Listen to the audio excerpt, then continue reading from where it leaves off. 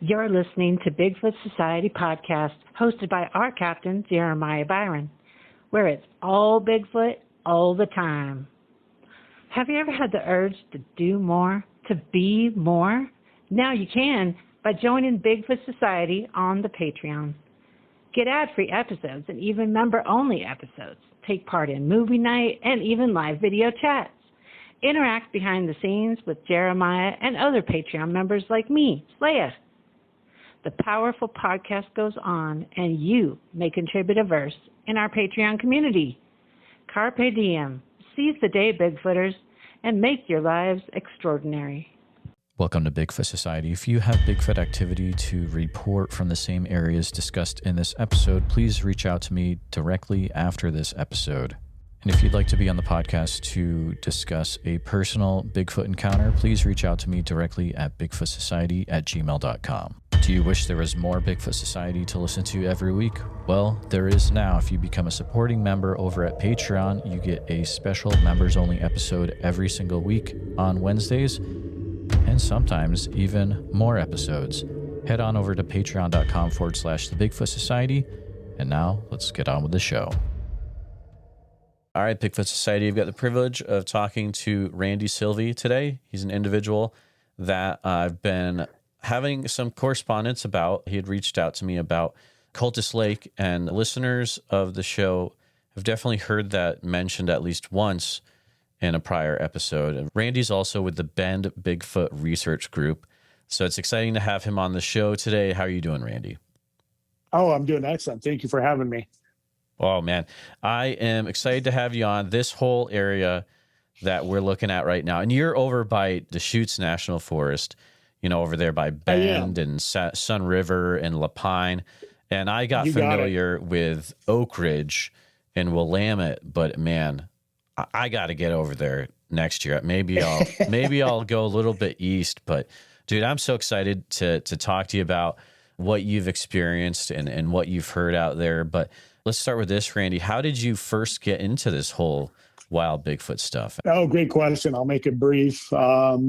A younger kid, of course. I watched $6 Million Man, and I saw that creature on there and referred to as Bigfoot or Sasquatch. I'm like, oh my gosh, that's fascinating, even though it was television.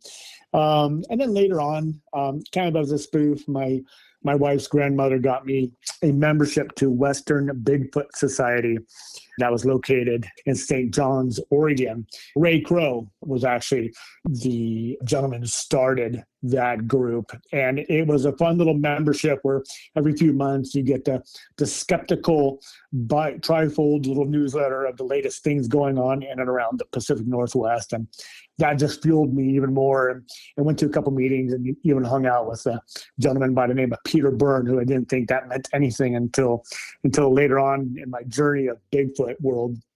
So I did a couple of research papers in college and really enjoyed the topic even more and became just kind of quietly fascinated with the topic. Coworkers knew about it and kind of poked fun at me, but for the most part, I kept it reserved to myself. And one evening, a coworker called me at 2 a.m, and he was traveling from Salem back to Bend from a family reunion. He had to get to work. So it was 2 a.m. He's coming around Subtle Lake there. And whatever he saw scared him to the point of calling me and leaving me a voicemail that something walked in front of his truck on the highway. And he said, I'm a non-believer, but now I believe you, Randy, and I'll never make fun of you again. So from then on, I took that information and went on my first expedition with BFRO. Soon thereafter, and met some great people doing that expedition and went on several more, and then decided to start my own group here in Central Oregon, where we respond to local reports here, collecting as much hard evidence as possible and trying to be careful to filter that as scientifically as possible.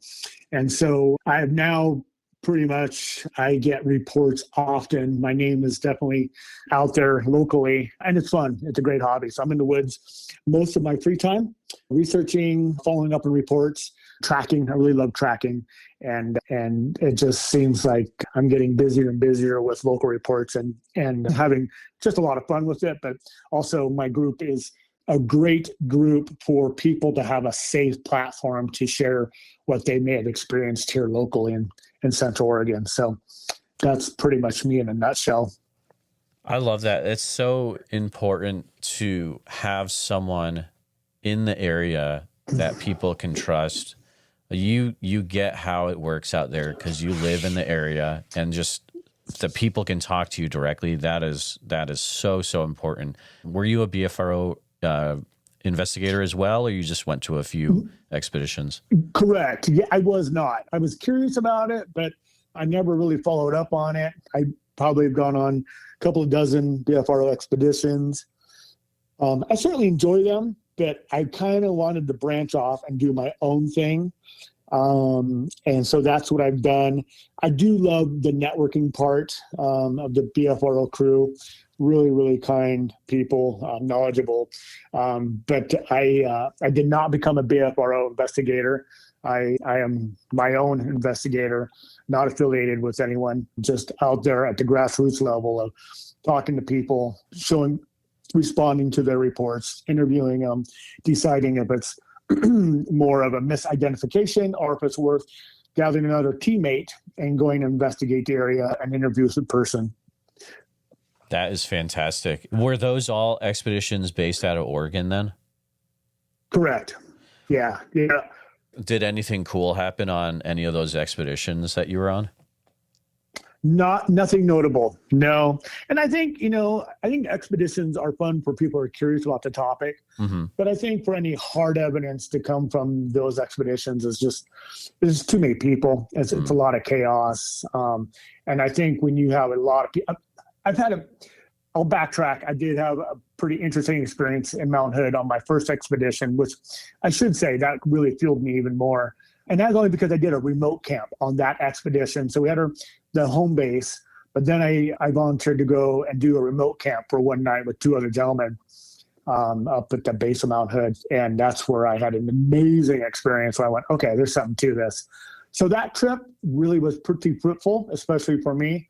But for the most part, I think there's just too many people in one spot in the woods, and whacking trees and hooting and hollering, I get that. It's just, I just don't think it's conducive for these things to come out and be curious about you. Yeah, no, I totally get it. I've never been on one yet, but it is really good networking experience. But would you be able to share what happened, that experience you kind of alluded to just then up in Mount Hood? Yeah. So we did our evening meeting and dinner, and then I volunteered earlier in the day. They were looking for volunteers, and it was my first trip. And I'm like, yeah, I'm just going to send it. I mean, this is why I'm here, right? So I gathered a few belongings and two other gentlemen right after our evening meeting, and we hiked, maybe a mile and a half to a remote little lake. It's called Cripple Lake. And going through the forest with red light only or no light. And the forest was dead silent and just thick and dark and just kind of had an eerie feeling anyways. And we set up camp along the creek, or lake, I should say.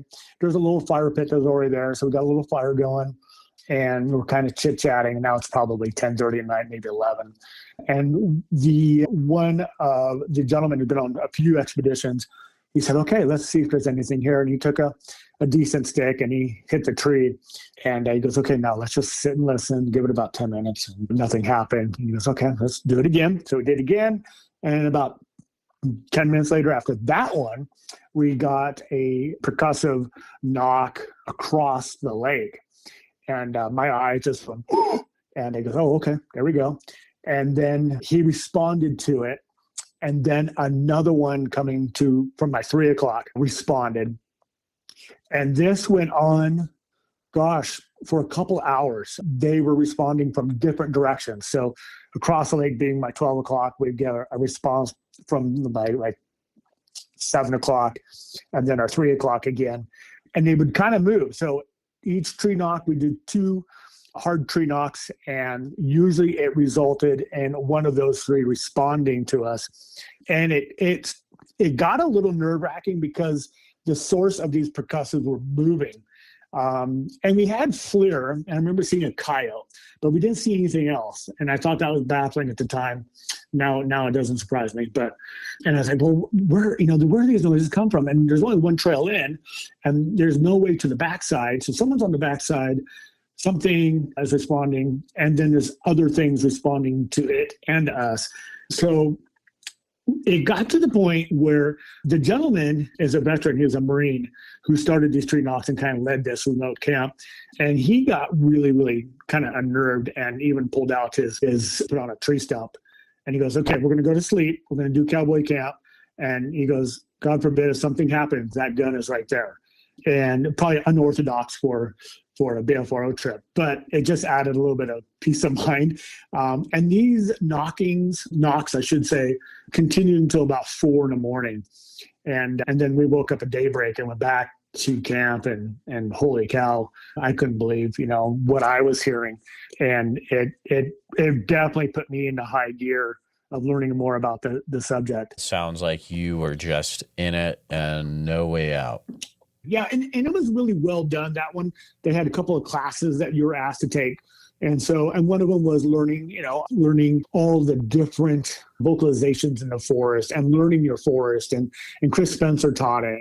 And I just became a huge admirer of his work of studying digital audio and learning, what's making that noise and what's that noise. So there was a class on that, and there was a class on casting. And I go, wow, this is really something. This is very productive. And so you're right. That was probably what definitely propelled me into diving, just drinking the Kool-Aid and going completely deep down the rabbit hole. Absolutely. Then you get back to your own area, which is like Deschutes National Forest area. It sounds like you start going in and doing your own thing, correct? Yeah. And I was, after probably 6 more expeditions, I thought, you know what? I think we got some stuff here locally, and I'm going to start my own group. So I got a couple of buddies together. We created Ben Bigfoot Research Group. We did a town hall. I started doing every other month. I do what's called Squatch and Brews. And it was a little pizza joint with a secluded room. And it'd be a Thursday evening at 6 o'clock. Go down, have a slice of pizza and a beer. And I tried to have a guest speaker. I tried to have some substance to the meeting. Let's talk about local reports. Let's talk about following up or what was followed up on reports. And then I tried to have a guest speaker of some sort. So people could walk away with something tangible. But more importantly, like I mentioned earlier, it was a safe place for people. If they wanted to speak, they could speak. They could just show up and leave and not talk to anyone, which is fine. But it was a safe platform, a safe room where they could tell their story, get it off their shoulders, and feel like they were recognized and not ridiculed. And that was it's still a very important thing for me because it's such a taboo subject, even today. It's getting better. But so I was doing that. And then just from that, and then putting a group on Facebook, started slowly getting reports. And now it's definitely taking a motion of its own. And now I'm getting reports consistently. And I do filter them. I decide, okay, is it misidentification? But I always let that person tell the story, and then I decide how far to go with it. So primarily, most of my reports are all here. I have researched out in Tillamook Forest, and then I've spent a couple of trips over with Daryl and Toby, learning, and that's exactly it, just going there and learning what I can do better, and as far as collecting evidence, and then I come back here and try to apply it and use some of their methods or methodology. And so, yeah, the group is growing. We've got some great stuff going on here in Central Oregon. I didn't think these things were here, and they are definitely here, and just enjoy getting out there and trying to understand the habitat and respect what these things are.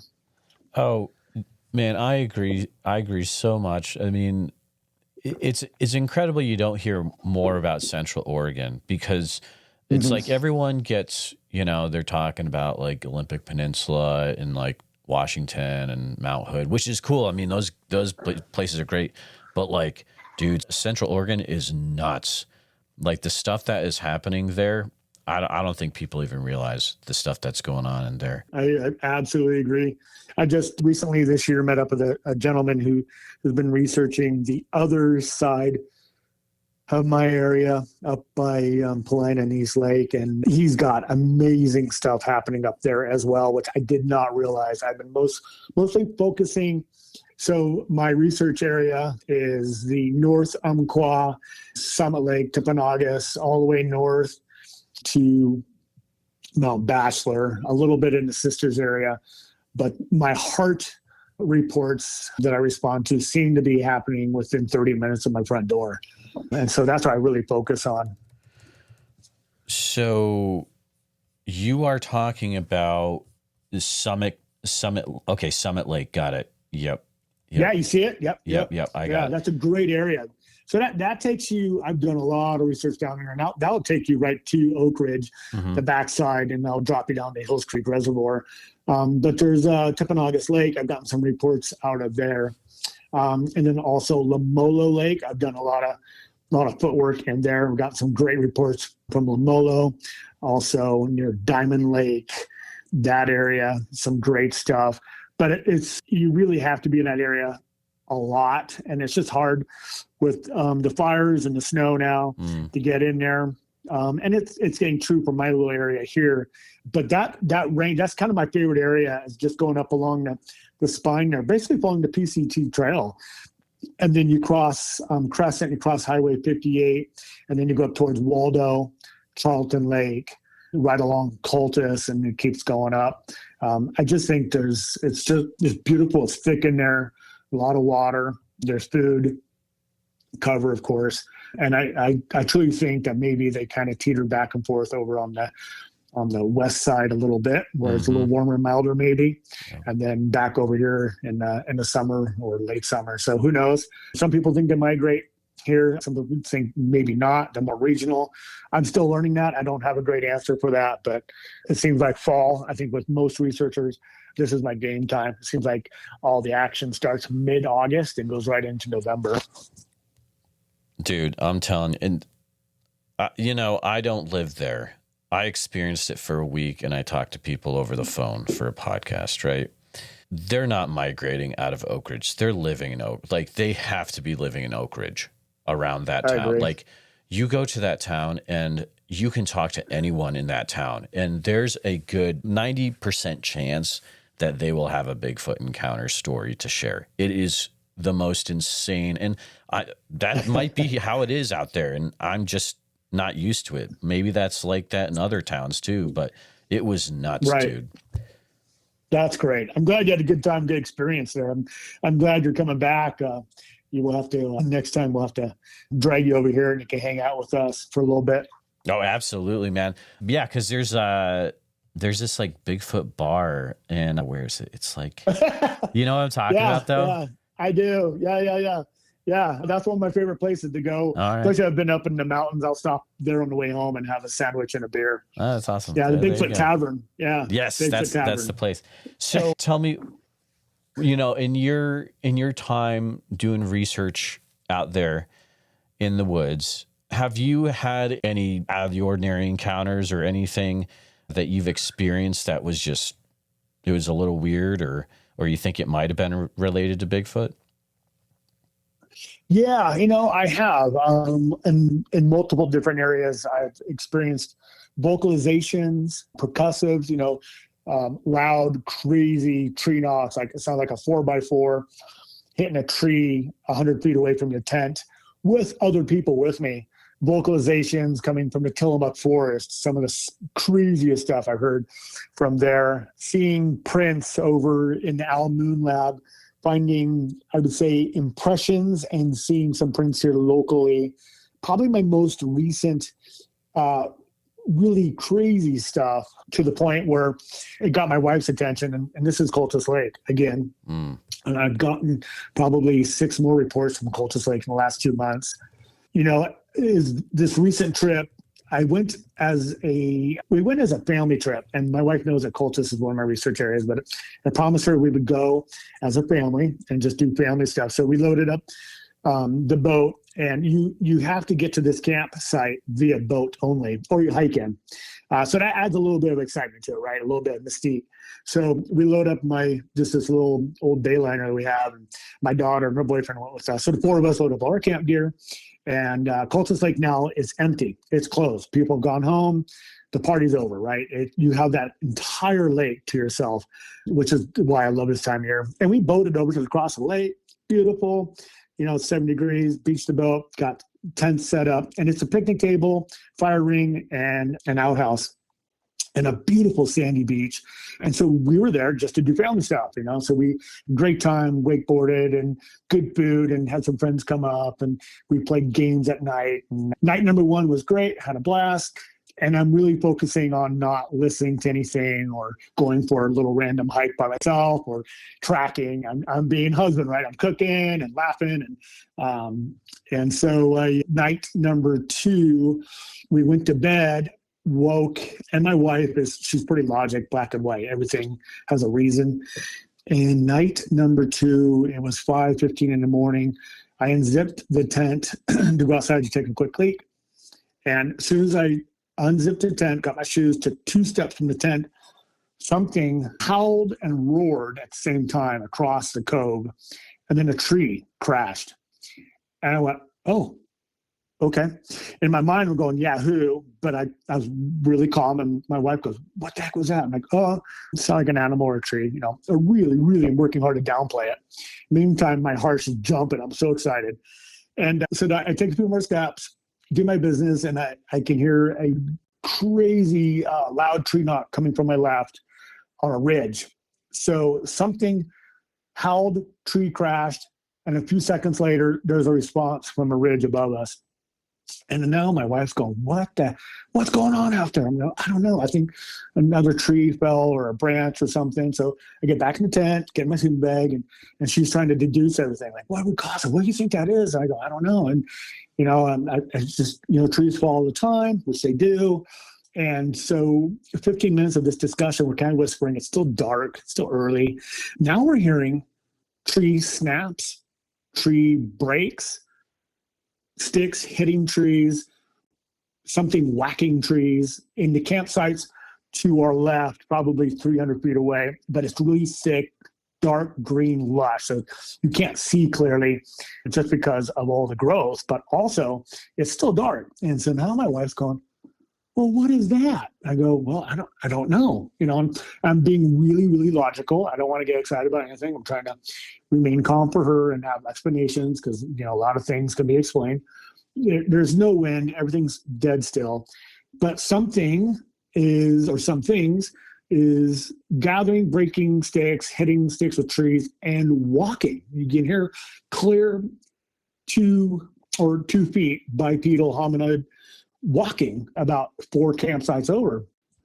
And I said, well, maybe some hikers came in, it's a 2.5 hour hike. So maybe some hikers came in and they're gathering wood. And I said, well, now I'm explaining that to her. I go, well, that can't be. I mean, who would hike in the middle of the night? I go, oh, maybe tweakers. So great. Now we got tweakers back here, but they can't have a fire. So there's no fire. What are they doing gathering trees and snapping trees? And then I hear one from above, that ridge again. I'm like, well, that must be a hiker up there too. So now there's like 2 hikers here and it's dark out. So now it's 5:45 and she's like, what is, and it's loud. And my daughter from her tent goes, Dad, what's all that noise? Who's over there? I'm like, I don't know. He can't see. So I unzip my tent, grab a flashlight. The boyfriend does. And he wakes up, gets his shoes on, and we both start going to research where this noise is. Who are these people? And I'm starting to really believe, like, there are people here. This is nuts. And we walk, we were gone probably 30 minutes. I'll tell you, within the first 5 minutes of us walking towards that source of the noise, everything went quiet in the forest. And we're walking and we're looking for disturbance in the dirt. I'm thinking, okay, maybe an elk is back here. Maybe he's sitting in the trees. And the gentleman who was with me, he's an avid bow hunter and outdoorsman. He goes, oh, there's no elk sign. And normally don't do that. So I'm like, okay, so it's not that. Maybe it's a bird. Maybe it really is people. The ground is not disturbed. It still has that it rained a couple days prior. So it still had the formation where the raindrops had hit all the dirt and nothing's disturbed it since. So there's no fresh disturbed dirt. There's no tracks. There's no footprints. There's no disturbance at all in this entire campground. So he and I, after 30 minutes, go back, and now my wife's sitting by the propane campfire, and my daughter is, and we're like, "Oh, what'd you find? Did you see anything? Well, who's here?" And I go, "We found zip. There's not a single soul here. It's just us." She goes, "Well, it can't be." And so we sat down in our chair, and it started back up. And I'm like, "What the heck?" But farther away. Get back out of my chair, and then it stopped, and it stayed stopped. So I'm like, "Oh my gosh." So we finished the weekend. We had another night there. It was quiet. Had a great time. Loaded up the boat. Went back home.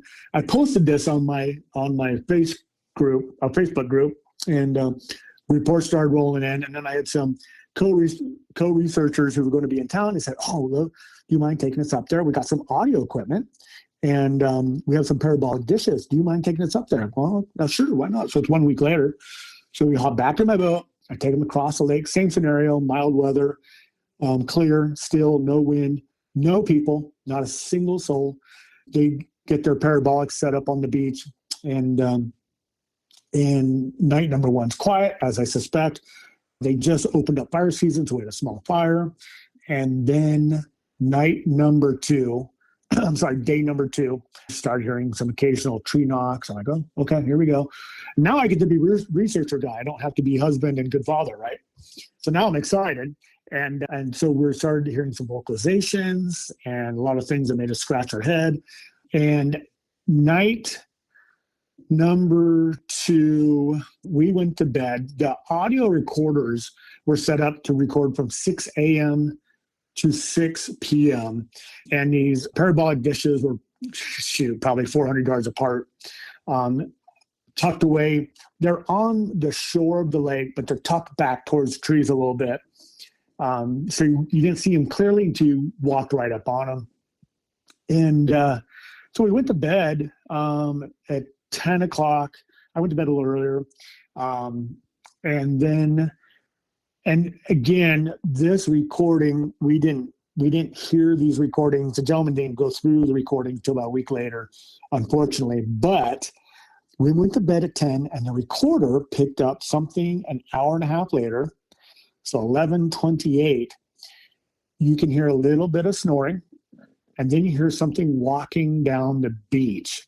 Very clear, heavy biped, hominoid, human, 2 foot stride, heavy, coming down the beach in the soft sand, and it's a crunch. And as it gets closer to the parabolic, the crunch is loud, and it walks right up to the parabolic dish, pauses briefly, and then curves back out and starts walking down the rest of the beach. The parabolic dish is probably 30 feet from the first tent, behind some fir trees. As it walks away, another one, lighter foot, biped, nice stride, lighter foot in the sand, walks up to the parabolic also, but stands there, and I assume is just checking it out and staring. The other one you can hear in the background slowly walking away. And then this one goes, oh, I need to catch up to that one. And so starts to walk faster, and then breaks into a small jog.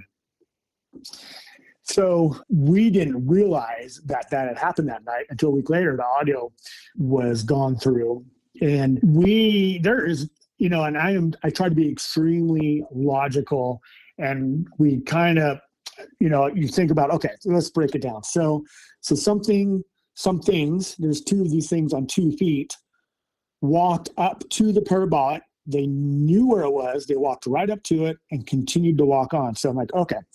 So now we have hikers on a Thursday night, second week in October, walking 11:30 at night on the beach. So we got hikers on the beach. Well, okay, that's possible, but not probable.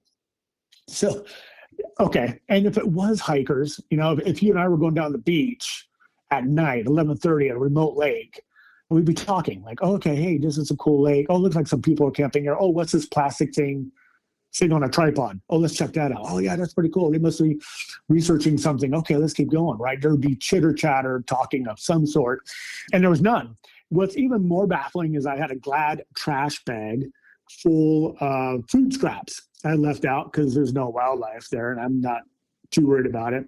So whatever it was, didn't care about the trash bag, which was 30 feet from the parabolic. So I deduced in my mind that it probably wasn't on a hiker at 11:30 at night.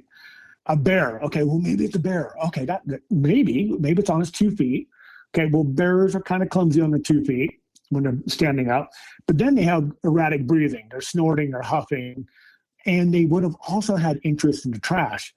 So probably not a bear. So 2 feet, walking through the sand, didn't care about trash, wasn't talking, simply walked up to the parabolic, checked it out, and kept walking. I don't know, but it drew a lot of suspect for me. Like, okay, we're in the right spot. These things are here. Obviously didn't want to be disruptive, didn't want to wake us up. Whatever these were, it was, clearly knew we were asleep because everyone's snoring. You can hear it on the audio. And timed it by that. Like, okay, these humans or people are asleep. Let's walk up and see what they set up on the beach because we're curious about it. That's my interpretation of that visit. And then weekend number 3. So we packed up and had a great time, had a lot of great things happen. Weekend number 3, I went back up with my cell cam, which is a no-no. I'm not a big camera guy, but I've had experiences with things playing with my camera. So I put the camera off a beaten path and just set it up just to see what would happen. And I had 2 buddies with me, and one's a non-believer, but he wanted to go and explore this area. It's beautiful, and help me set up the camera, and he did. He woke up. We were only there one night, and of course nothing happened, but he woke up and we're sitting by the fire, and he goes, I know this sounds absolutely insane, but he goes, I swear probably a little after 5, I could hear 2 kids chatting behind my tent. Yeah, I couldn't make out a single word, but something, 2 of them, younger, were talking. And I go, really? Tell me more. I mean, like, what kind of, and then he just stopped and he goes, never mind. It's stupid. So, and that's so far has been my last trip up there. And I'll probably go up and get my camera eventually. I do believe that cameras detour them more than anything, but it's fun to see if I can, get a little bit of something playing with my camera, and something has been, which is kind of fun. And I'm curious to check that out. But that's been my most recent activity with most bang for the buck. Like, something walking up into your camp while you're asleep is for me, that's my best local stuff yet. I'm pretty excited about it. It's so cool to hear that, you yourself have also experienced stuff. And it sounds like you've gotten multiple reports as well from that same area. Mm-hmm. Are those other reports, or those visuals, or are people experiencing like Class B type things, or? Yeah, unfortunately, they've all been Class Bs. Most of the reports, it's something coming into our camp, Randy. Something walked around the tents about 2 a.m. and walked away. Something poured gravel on the top of my tent. I thought it was raining, but something was slowly dropping or letting loose like a small handful of gravel on the top of my dome tent. My daughter had that happen as well that night. We're up there as a family. She thought it was raining, and she goes, no, it was pebbles were literally rolling down the top of my tent at 1:30 a.m. And so I had another report just like that. I had a report, it was also this year, August, same thing, gravel on the tent. This is a group of 40 people. They are ahead of Central Oregon Symphony, I believe it was, or orchestra. Anyways, it's a trip they do once a year to the backside of Cultus Lake. They load up boats, they all go camp over there, and they play instruments, cellos and violins, and just have a little jam session once a year. And there was 2 gentlemen that flew in from New Orleans for this event. And not only did something slowly seem like dropped small gravel or dirt on the top of their tent in the wee hours of the morning, but also they heard something walking around their tent, so along with 2 other campers in that group. So what seems to be a common denominator at this location is music. It's the non-threatening, is to hanging out. And that's why I tell people who want to have an experience, go, if you're going to have an experience, just go and act normal. Don't put on the face paint. Don't pull out FLIR. Don't run around the woods with your camo gear on. Just sit next to a fire and play a little bit of music. Just be normal. Play games, chit chat. Don't get crazy. And that's the most non-threatening way to have an experience, in my opinion. I think that produces curiosity. And more importantly, maybe they feel like they can go, these things can go about doing their day-to-day business and not be chased or stalked or killed or what have you. But this particular area, whatever these things are, there's been never a threatening experience. It's more like, oh God, there's something really big in the woods. It's been a curious experience. At the best, I almost think whatever's at this lake, based on all the reports I'm getting, is barely even curious about humans. It's more like, gosh darn it, kind of annoying. I'm going to walk through this camp because I can get over to that creek and I'll do a couple circles and move on. I'm not going to do any whoops. I'm not going to do any scary howls, no scary screams, no crazy tree knocks. The knocks I've heard up there, I think, have been just for communication to others. They've been slight. They're not overpowering type of wood knock, not an intimidating wood knock is what I should say. So this particular lake, I think whatever they are, just kind of want to be left alone, do business as usual. And if there's humans there, they might go kind of check them out, but they just want to be left alone. So that's extremely interesting. You said there's a theme where they're not really aggressive encounters, because I'm remembering from a lot of the encounters I took over from the Sasquatch Summerfest, like that area near Oak Ridge, there is a theme of, I wouldn't say like Oklahoma aggressive, but I would say maybe semi-aggressive, like hunters getting their gun barrels bent, people being chased out of the Spirit Lake area by Sasquatch that look like they have dreadlocks, just like really weird, semi-aggressive, not like overly like we're going to take you down stuff, but actually, right. I take that back. There is one, but that's not exactly public. Anyways. Gotcha. Gotcha. I just remember that myself, but for the most part, it's semi-aggressive. So over in your area, do you get, for the most part, like non-threatening ones, or are there sometimes ones where it's like, oh, things escalated maybe a little bit there? No, I have not.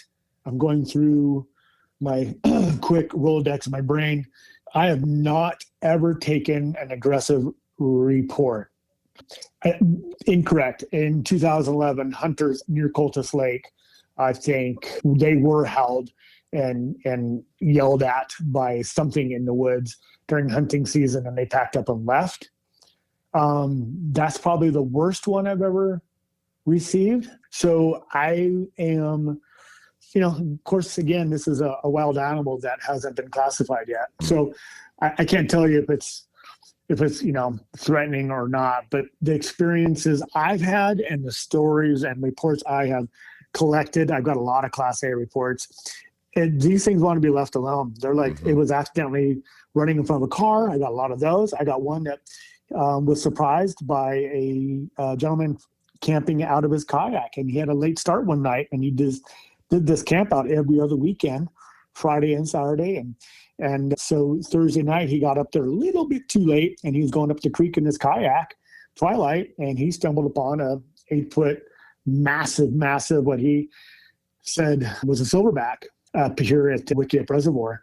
And the only reason this thing saw him is because he was so shocked that he kicked his paddle in the water to turn the kayak to get a better view of this thing, which was 80 feet away.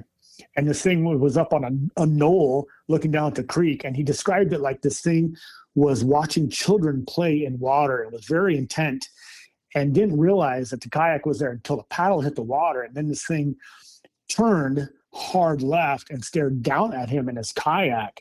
And I actually believe that they both startled each other. I think this thing was looking for fish. I think the kokanee was starting to spawn. It was also late summer last year. And so he turned two things. He's 58 years old, and he's a retired logger. non-believing logger. He had a 45 with him. No, it's a 9mm, I think, and his iPhone. He goes, Randy, when I saw this thing and when it made eye contact with me, I froze with the paddle in the air. And then I urinated myself in my kayak. And the kayak just floated back down the stream until I hit a bank, and it popped me out of my trance or my paralysis, if you will. And then he goes, I just booked it out of there. And then something splashed next to me. And he goes, I really can't tell you if it was a fish or a rock. And he hightailed it home. He was even to the point where, like, I don't know if this thing followed me home or not. But it was a moment where I think they were both startled. The road crossing reports I get here, these things don't look left or right, which is absolutely amazing to me. They just go, and sometimes in front of one or multiple cars, even in front of a Oregon State Trooper and his wife. And that's a great report, because that's the same silver. This man is trained to take an action picture within seconds. And he has a beautiful description of one crossing between Crescent and Chemolt, the Highway 58 turnoff. But yeah, even the ones up by Palana, East Lake, they are a non-issue. I think they just want to be left alone and live. And really don't have, I just haven't gotten any reports from people like, this thing chased me, this thing screamed at me, this thing howled at me. I do believe, I absolutely back what you're saying too, because I've heard some really scary reports down south. So anything south of 138 in your Crater Lake, I call Badfoot. And that's maybe not fair, but that area I won't go by myself. I'm in the woods a lot by myself. That area I'll take a partner with me or a buddy, because there is a different attitude down there. And I'm not sure why. Maybe, some groups, like people, humans, some groups are more angry. I don't know. Some families are more angry. Yes, maybe hunters, too many people, what have you. But that seems to be a more intimidating area for these things, for sure. So that's really interesting. I've gotten one report from down by Crater Lake, and it was the lady I was supposed to talk to, but it didn't work out. And she was driving towards Crater Lake, and she saw something cross the road, and she wasn't a Bigfoot person, but she's like, it looked like a moss man, like a big, tall man just covered with moss, which is really, really weird. But you're saying that, so 138 is the highway that goes, looks like east to west, north of Crater Lake-ish. And you're saying south of that highway, like there's some really kind of rough stuff that happens? Yeah, I believe they seem to be a little more agitated down that direction. So 138 looking south, and then parallel like Highway 230, right? If you look on your map there, and 230 heads south. I just got another report from Highway 230 today. She was out last weekend and heard some howls. And I said, be careful. I go, that's the only spot I'll tell you to be careful. And it is. I don't know if it's a Crater Lake thing, I don't know. It's an area that I definitely caution for sure. So there must have been some catalyst event that made it so that you will not go down in that area by yourself. Yeah. Yeah, you could probably say that. Okay. I've heard some really I've heard some reports that have made me, and plus I've talked to other people, and that's where I think the name was coined, Badfoot. And I hate to say it as bad Bigfoot, but it's just, they're pissed off or something. They're just a little bit more agitated down there. There was no real event for myself. I've never been put in that situation. I've never felt scared or threatened, but the reports that I've taken and heard from that area, I think it's just an area to be cautious. Just curious, anything in particular that jumps out in your memory of reports that you've taken from that area that would contribute to that? I have taken reports, nothing scary or intimidating. I have road crossing, two road crossing reports on 138. Vocalizations, I've gotten 3. That one most recent from this weekend off of 230. Look up Rabbit Ears. It's a rock formation off of Highway 230. Her and her husband for about 30 minutes, heard something, communicating with something, and they're non-believers, but they couldn't wait to tell me about it. And then go north in that Lamolo area, next to Lamolo Lake. We were heading north, just north of Diamond Lake. If you look to the west of Lamolo Lake, there's a Dread and Terror Ridge, and people have told me that I've had 2 hunters that said something happened to them up there and they won't go back there. And of course, it sounds really cool, Dread and Terror Ridge, right? Yeah, I've had, reports, but nothing that really strikes my attention as, being scary. Just more from people I've talked to, other stories I've heard. But as far as reports that I've taken, no. Oh, so I'll rephrase the question a little bit differently, and then I'll move on. But so that area where there's like the Badfoot stuff happening on, have you heard accounts that would specifically, like, you could point to that account and be like, oh, that's probably a big part of why it's called Badfoot down there in that area? Oh, no, I have not. Okay. Great question. I have not. No. All right. Just a weird feeling down there. We're not going to go out by ourselves, and things could get pretty interesting. All right, fair enough. Yeah. Yeah. Right. No, absolutely. Yeah. Just from the stories I've heard, and then talking to other researchers, it's an interesting area. So who knows? Well, listeners, if you know of some crazy stuff that has gone down in that area, south of 138 and east of 230, right? That whole area. Yeah. Feel free to reach out. West of 230. Yeah. Or west of 230. Sorry. Yeah. Yeah. Gotcha. All right, cool. That actually, I want to ask, have you come to a decision, or what's your current leaning as to what you think, these are out there? How do you categorize Bigfoot? Yeah. Boy, that's a good one, right? Mm-hmm. Yeah. I used to be confident it was a landlocked ape. I'm no longer confident in that. The more I do this, the more I'm out in the woods. I think yes, possibly that, but also there's something more to it. I think, I'm not much of an orb guy, but I had an experience that changed my thought process on an investigation. So these things, I think for the most part, act like primates, but they have abilities that I cannot explain. So that would take it into, I don't know if it's quantum physics. I don't know, is the cloaking thing a real thing? Possibly. I don't know. But I'm not sold on just flesh and blood landlocked primate. I think that's a piece of it. But there's another side to these things that is unexplained. There's abilities that they're able to perform that just haven't been explained yet. And I do believe that they're out there, and when they don't want to be seen, they have a way of disappearing. It's the most craziest thing I've ever seen. I've seen prints that just stop. Like what the heck? Why? So you see enough of that stuff, right? You see that the more you're out there, the more you start to experience things that are unexplained, and that's the piece that's still very much a mystery for me. Like, how can I not see this with a FLIR? How can I not see this thing with night vision, but I can hear it, right?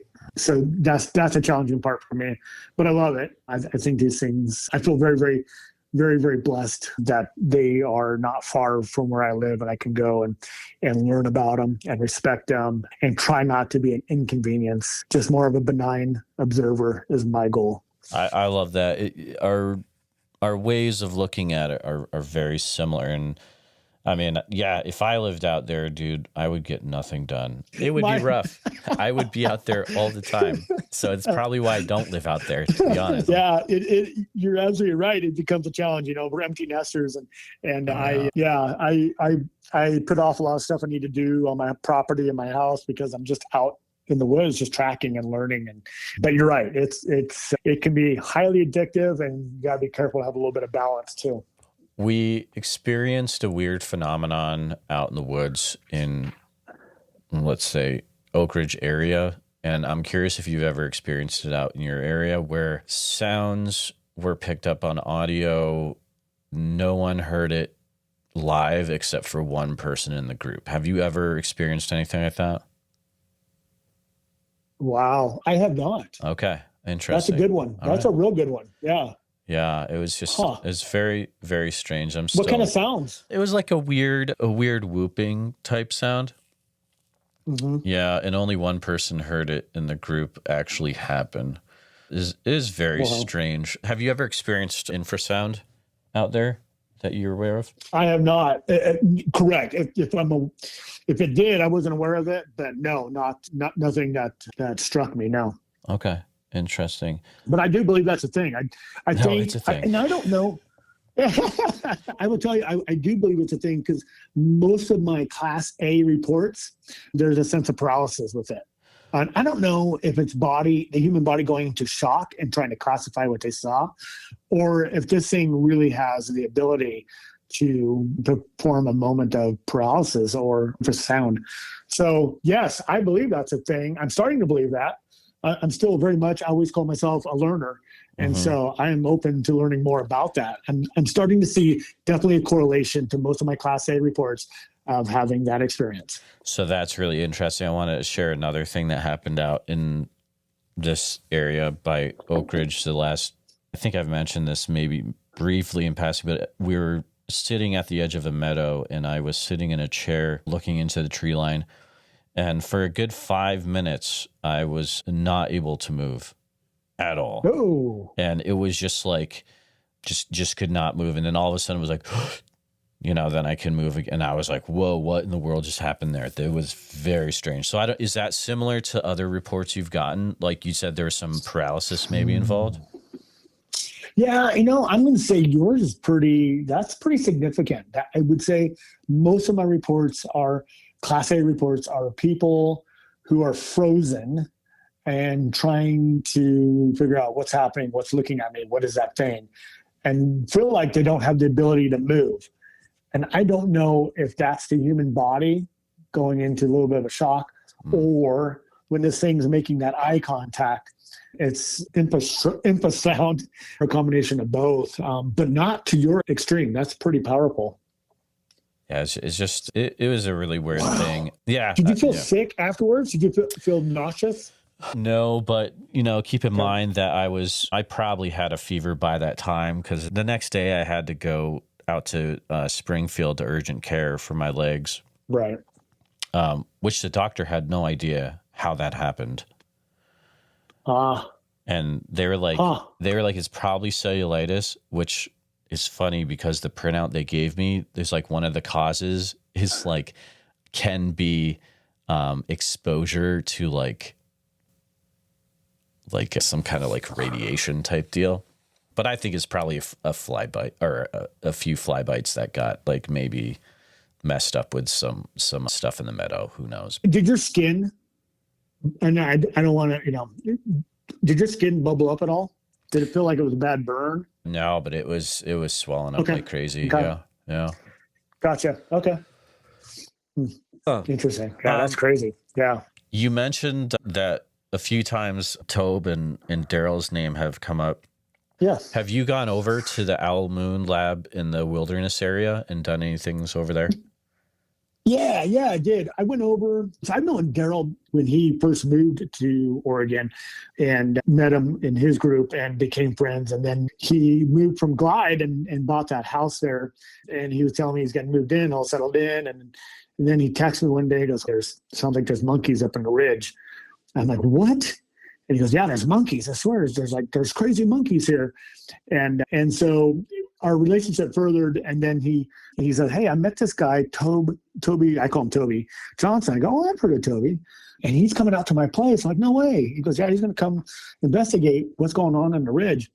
Anyways, long story short, I went over there a couple times with my group. I took my family over there, my wife, 2 kids, and significant others, and Daryl and Mark Parker took us down to their little area there. And Mark's such a cool guy, and basically just learned what they were experiencing. And then I took some teammates from my group and did a couple of overnighters there. and nothing significant happened that I was aware of.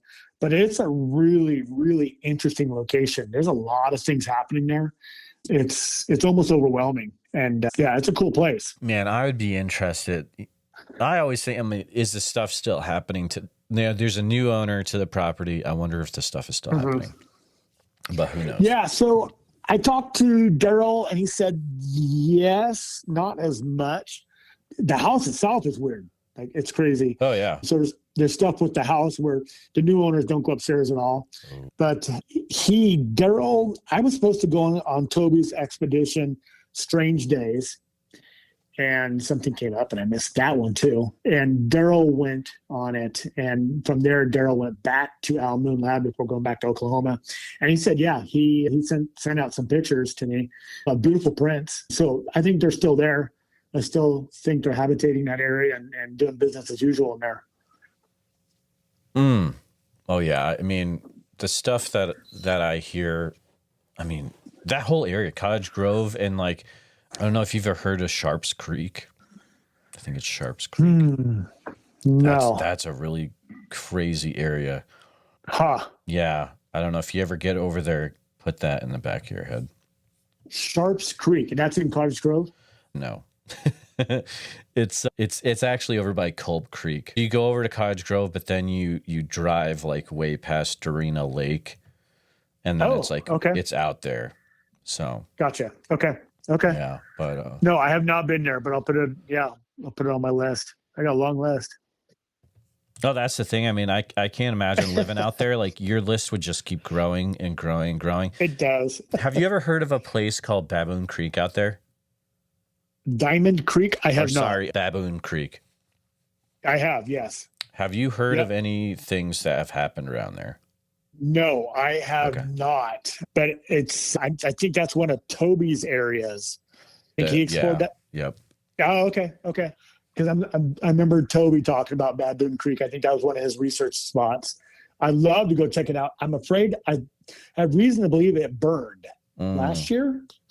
Okay. Yeah, and it's not far from my area as well. But yeah, I'd love to check that out. Yeah.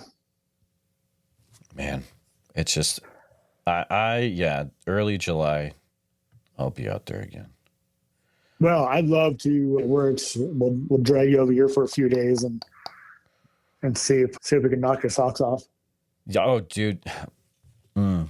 Yeah, we'll talk in a minute. Man, it has been just a pleasure talking to you, Randy. I need to really get more familiar with what your group is up to there and start following all your stuff. But what is the best way that people can keep up to date with what the Bend Bigfoot Research Group is up to? We're just on Facebook, so that's the best way.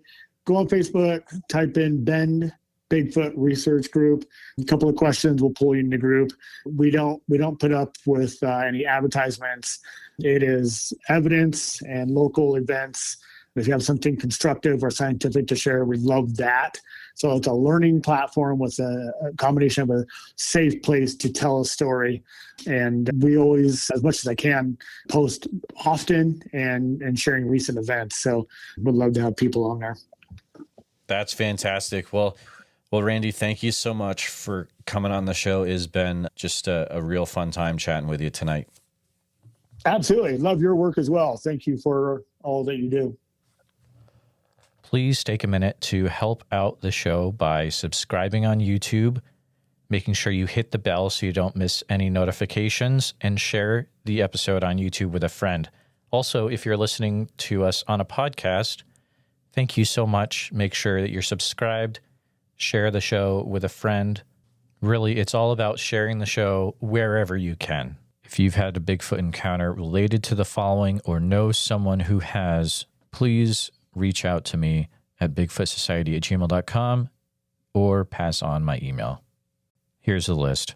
If you've had any encounters in Oregon, which I'm sure there's probably a few of you out there, please feel free to reach out immediately. You can use email bigfootsociety@gmail.com. A special thank you to all the Bigfoot Society Patreon and YouTube channel members. It's your support that helps keep the show going, and I extremely appreciate it. If you want to join in the fun, you can join over at patreon.com/The Bigfoot Society. I'll see you there. And again, thanks for listening.